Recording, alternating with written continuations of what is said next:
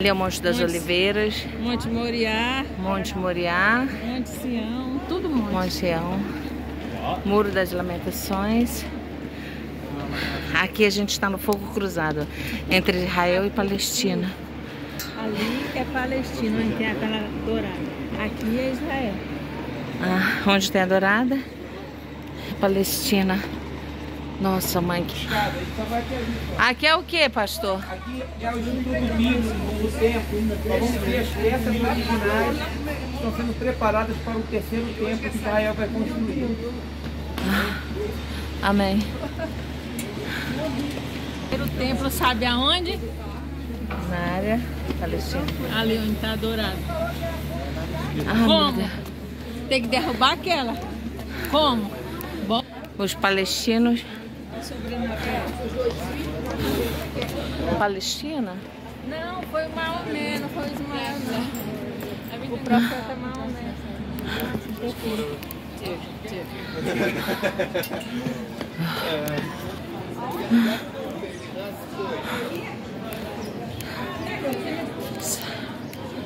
Aqui é o museu. Aqui é a lojinha onde está o museu. Né, tem as coisas maravilhosas. Mas, ó, um chaveiro, 25 shekel, um tapa, 15.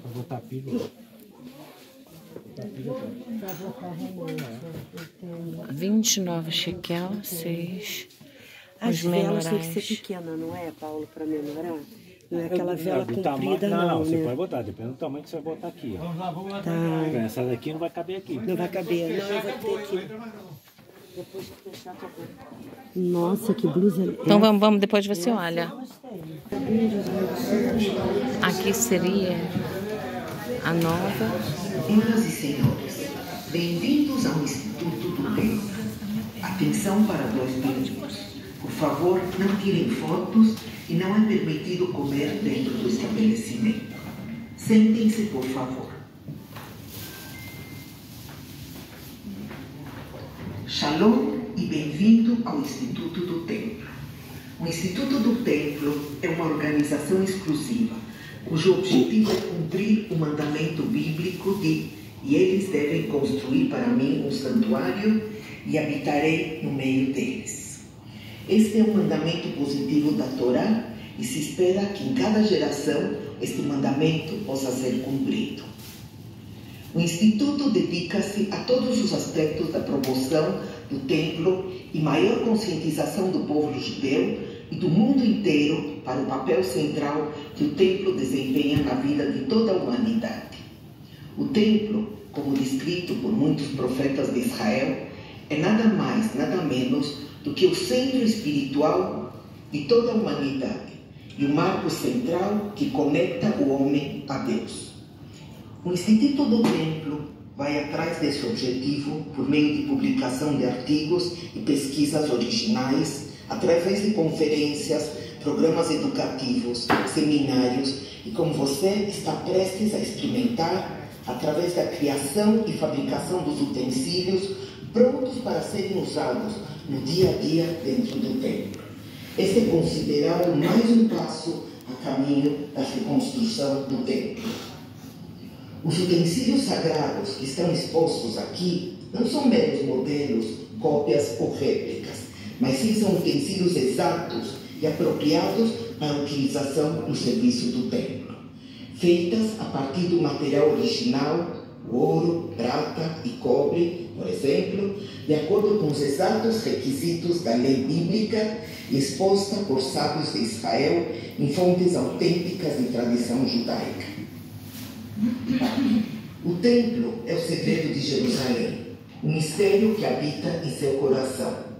O local do templo é o Monte Moriá, mencionado muitas vezes na Torá como o lugar que vou escolher. O único lugar na terra, ao contrário de qualquer outro, santificado por Deus desde o início dos tempos e por Ele escolhido para descansar sua presença, para se dar a conhecer a si próprio para toda a humanidade. O templo está dividido em seções e os salões de exposições do Instituto do Templo são projetados em paralelo a estas seções. A área desta sala tem um paralelo ao Ezrat Nashim, Pátio das Mulheres, que era um local de encontro para toda a nação. A próxima sessão, uma das principais estruturas do templo, o Eichal, o santuário, é também conhecido como o Azará, átrio dos sacerdotes, que iremos aprender mais no segundo quarto da nossa exposição. O terceiro quarto é paralelo ao santuário propriamente dito.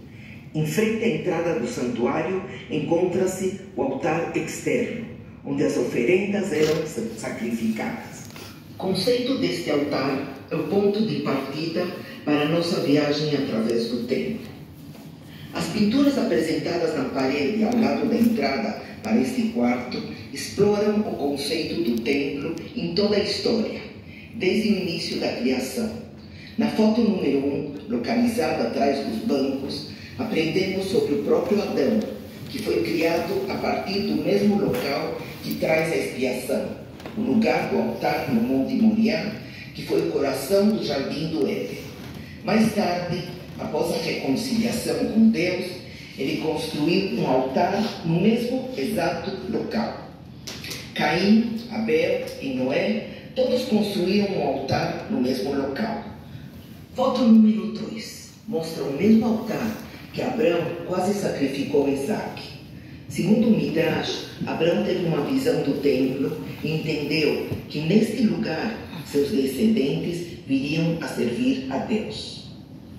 Foto número 3 nos mostra, imediatamente após o êxodo do Egito, aos pés do Monte Sinai, onde a nação de Israel construiu o Mishkan, tabernáculo, que era uma versão mais modesta e móvel do templo. Com o tabernáculo, a nação de Israel cumpriu o mandamento de: e você deve criar para mim um santuário, antes mesmo de que o santo templo fosse propriamente construído. No decorrer da história, houveram 5 tabernáculos. O primeiro foi construído no Monte Sinai. Esta estrutura temporária acompanhava a nação ao longo de suas andanças pelo deserto durante toda a viagem para a terra de Israel, bem como durante os primeiros anos ao chegar na Terra Santa. O segundo tabernáculo foi construído por Josué, depois que o povo de Israel atravessou o Jordão. Ele foi construído em Gilgal e durou por 14 anos, enquanto a terra foi sendo conquistada e dividida entre as tribos. Foto número 4. Do lado esquerdo, podemos ver o terceiro tabernáculo, que se chama Shiloh, que durou 369 anos. Shiloh pode ser considerada a primeira capital do povo judeu. O tabernáculo em Shiloh foi destruído e foi restabelecido em Nov, onde ele durou por 13 anos. E por último, o quinto tabernáculo foi construído em Givon por mais de 44 anos. Continuamos a nossa jornada através do quadro na parede oposta. Durante a época do tabernáculo, em Nov e Givon, a Arca da Aliança não estava presente, e a arca que se perdia de um lugar para o outro. Foto número 5. Sobre a parede oposta, o rei Davi decide trazer a Arca da Aliança para Jerusalém e faz isso numa cerimônia especial, como podemos ver nesta pintura, alojando a arca em uma tenda até que o templo fosse construído. Davi e Samuel decifraram o local exato do primeiro templo. O rei Davi comprou a terra dos jebuseus e estabeleceu a infraestrutura para o templo, mas quem finalmente construiu o primeiro templo foi o rei Salomão, em Jerusalém, no Monte Moriá. Assim, a Arca da Aliança foi novamente colocada dentro do Santo dos Santos. Foto número 6. Podemos ver a cerimônia de inauguração do primeiro templo, conforme descrito no livro dos Reis. O primeiro templo durou 410 anos e foi destruído em Tisha B'Av, o 9º dia do mês Av. Continuando a nossa viagem através das pinturas, do lado direito da entrada podemos ver o exílio do povo de Israel, que durou por 70 anos. Foto número 7 representa a conclusão deste período. O sumo sacerdote Josué e Zerubabel construiu o segundo templo, começando com um altar, como descrito aqui. O segundo templo durou 420 anos e, como o primeiro templo, foi destruído em Tisha B'Av.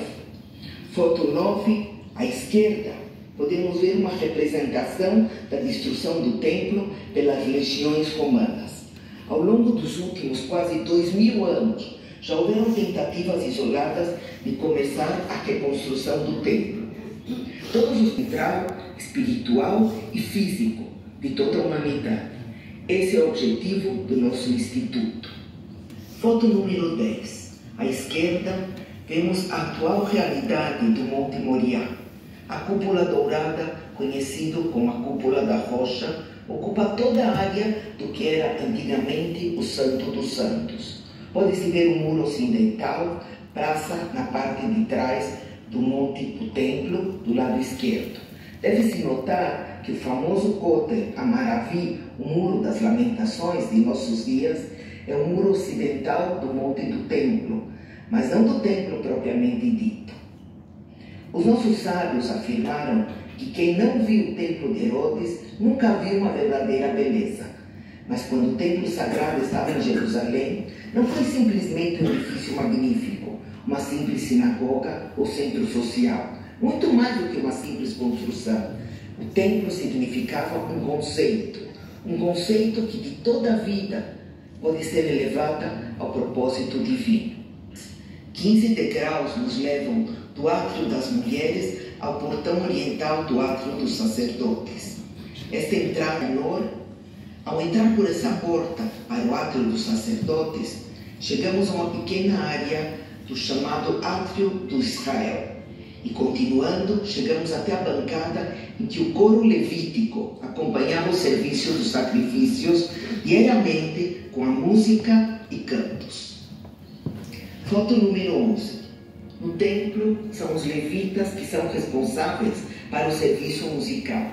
Eles formam o coro, cantando e tocando em diversos instrumentos musicais, cantando o cântico diário 2 vezes por dia, a celebração da oferta do Tamid, que era oferecido na parte da manhã e de noite.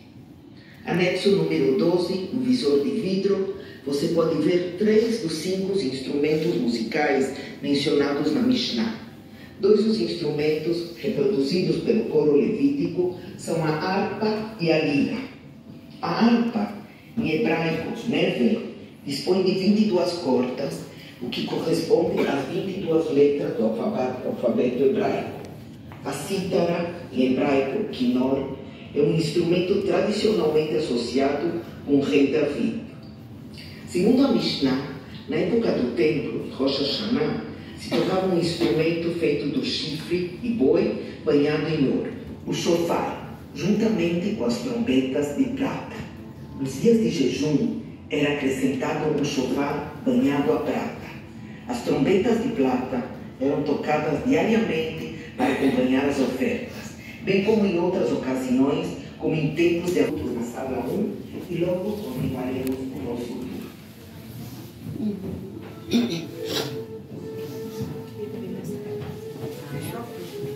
As pedras foram preparadas por Israel, e vão tocar esse instrumento. O que se usa nas sinagogas em Israel não é esse grande que ele vem da África. O verdadeiro é esses daqui, estão vendo? Que é um chifre de carneiro. Mas o brasileiro agora só compra o chifre africano. Não, pode entrar. Não, pode. Vai segurar.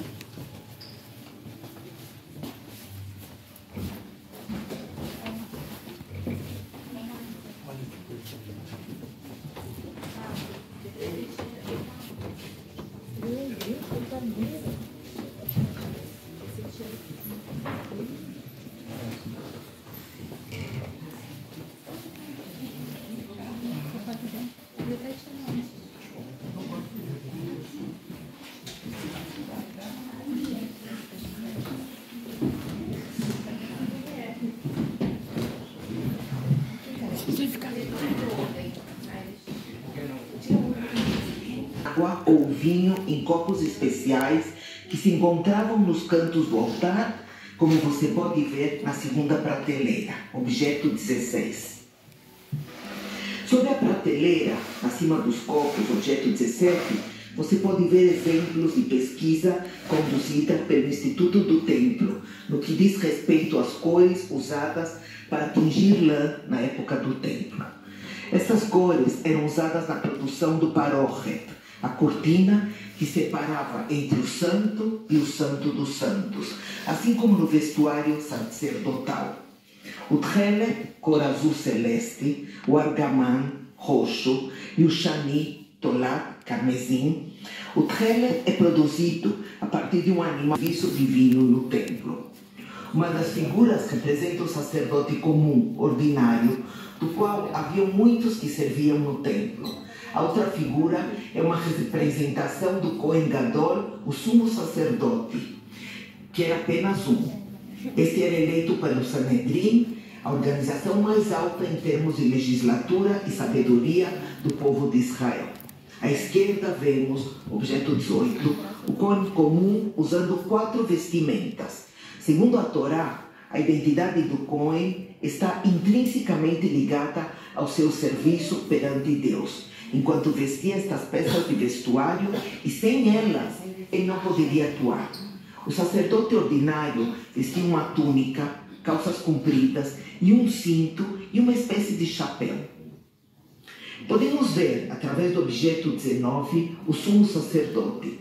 Além de vestir as 4 vestes do sacerdote ordinário, também vestia um adicional de 4 vestimentas conhecidas como os vestimentos de ouro. O roupão de cor tchelet, que continha costurado em suas bordas 72 romãs e sinos. O efod e o peitoral, que possuía 12 pedras preciosas que correspondem a 12 tribos de Israel. E por último, em sua testa, o sumo sacerdote usava uma coroa dourada, conhecida como tzitz, que continha as palavras Santo para Deus. Podemos ver no centro do quarto, objeto 20, um ambicioso protótipo resultante de uma intensa pesquisa, o redescobrimento da arte de construção de um altar de acordo com as instruções da Torá, um altar de pedra e terra. Originalmente, o altar exterior que existia no templo tinha 16 metros quadrados, ou seja, muito maior do que esse exposto.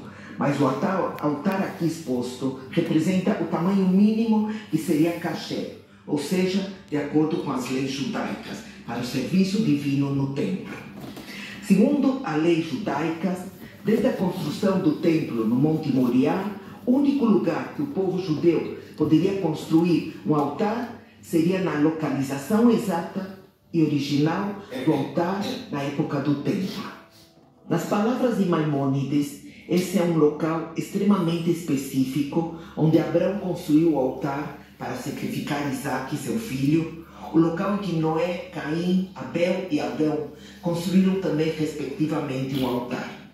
Por favor, olhem para o objeto 21. O utensílio de cobre que se encontra na rampa do altar é conhecido como o psachter e é usado para remover as cinzas que se acumulam sobre o altar. No tabernáculo, a estrutura externa do altar era preenchida com terra. No entanto, no templo, o altar foi feito com pedras especiais que, de acordo com a lei bíblica, deveriam ser pedras ouras que nunca foram tocadas pelo ferro. O menor toque de ferro pode tornar o altar impróprio para o serviço. Os tijolos, também usados para construir este altar, são feitos de barro e não foram forjados com a ajuda de utensílios de ferro. Os tijolos protegiam a parte interna das pedras. O altar foi construído de uma maneira que rapidamente e facilmente poderia ser desmontado e remontado no seu local apropriado, o Monte Moriá. A grande pintura na parede à sua direita, foto 22, retrata o tamid, a oferenda que ocorria diariamente no templo. Do lado esquerdo da tela pode ser visto a plataforma onde o coro levítico se encontrava. No centro, o altar exterior, a coluna de fumaça que subia ao céu, que é listado no livro A Ética dos Pais, como um dos 10 milagres que ocorriam constantemente no templo.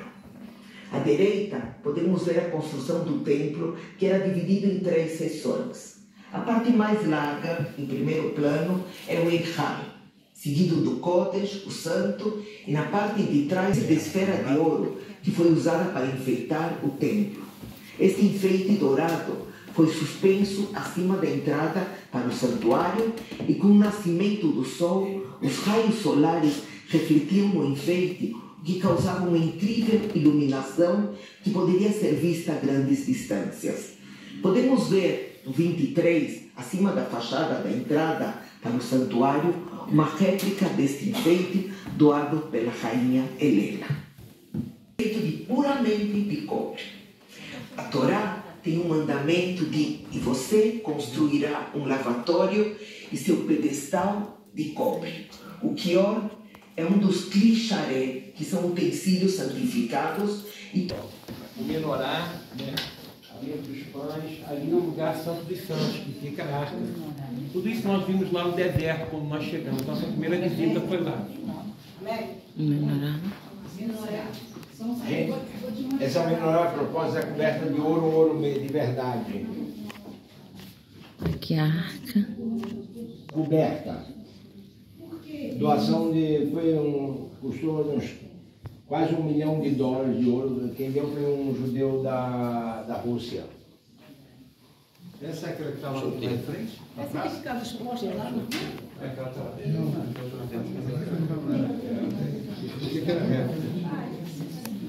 Aqui são as réplicas dos menorais que utilizavam no tabernáculo. Temos agora o privilégio de visitar o Eichal. Esta é uma das partes mais sagradas. Objeto 26. O altar dourado, que se encontra em sua frente, é autêntico e apropriado para a utilização do serviço do templo.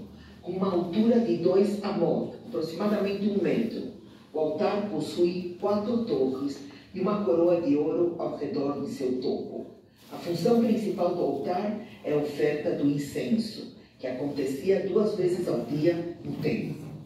O método exato para a preparação do incenso, a partir de 11 ingredientes, é um segredo que foi transmitido dentro de uma determinada família de sacerdotes, conhecida como Beit Avtinas. Nossos sábios ensinam que o incenso representa a união, paz e harmonia, 11 espécies diferentes juntas, e eram a oferenda mais querida do templo pelos olhos de Deus. Objeto 27. Na parede oposta à porta pela qual entramos, do lado direito, podemos ver as pás com as quais eram usadas para trazer as braças do altar externo para o altar interno do incenso. Objeto 28 à esquerda, temos os utensílios com os quais o incenso era preparado e levado ao templo para ser oferecido sobre o altar. Explica sobre sua aparência e como eles são colocados sobre a menorá. Toda noite, um Cohen acende a menorá e as chamas queimam desde a tarde até a manhã seguinte. E a cada dia, durante o sacrifício matino, o Tamid, um sacerdote, substitui o pávio, limpa e enchia os compartimentos individuais com azeite da menorá, preparando assim para o serviço vespertino. Esse serviço é conhecido como Atavat Aneirot, preparação das lâmpadas, está representada aqui através da foto número 31. Os utensílios utilizados para limpar as lâmpadas é uma grande bacia, escova e pinças, que podem ser vistas dentro da cúpula de vidro que se encontra a menorá.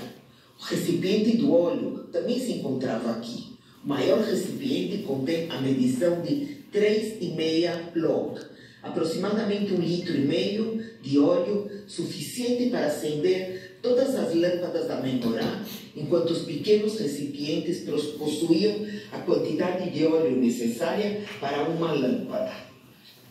Dentro da cúpula também encontramos recipientes feitos de argila que contêm puro azeite de oliva, preparados pelo Instituto do Templo, de acordo com as leis judaicas, para que seja usado quando o templo for reconstruído. A menorá que pode ser vista, representa a luz da China, a presença divina que dimana do Santo Templo. A Torá nos diz sobre o Templo de Salomão, no livro dos Reis, capítulo 6 e versículo 4, que fez diminuir as janelas do templo da parte de fora. Isso significa que, ao contrário das janelas comuns,